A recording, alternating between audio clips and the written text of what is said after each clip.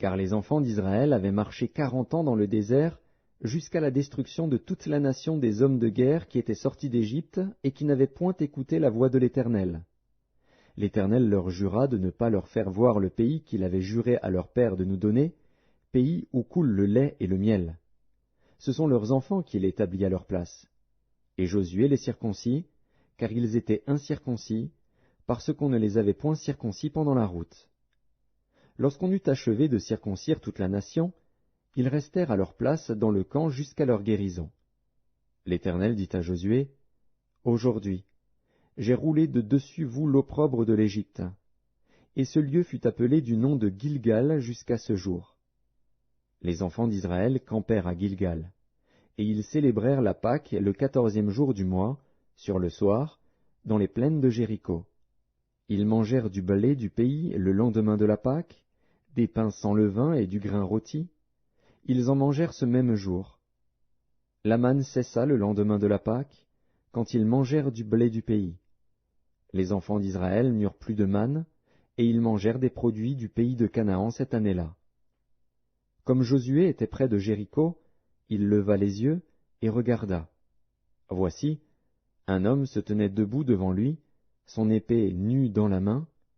Il alla vers lui et lui dit, « Es-tu des nôtres ou de nos ennemis ?»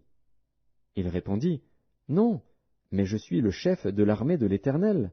J'arrive maintenant. » Josué tomba le visage contre terre, se prosterna et lui dit, « Qu'est-ce que mon Seigneur dit à son serviteur ?»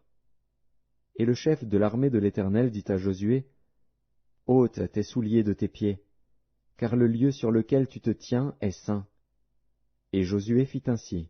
Josué, chapitre 6. Jéricho était fermé et barricadé devant les enfants d'Israël. Personne ne sortait et personne n'entrait. L'Éternel dit à Josué, « Vois, je livre entre tes mains Jéricho et son roi, ses vaillants soldats.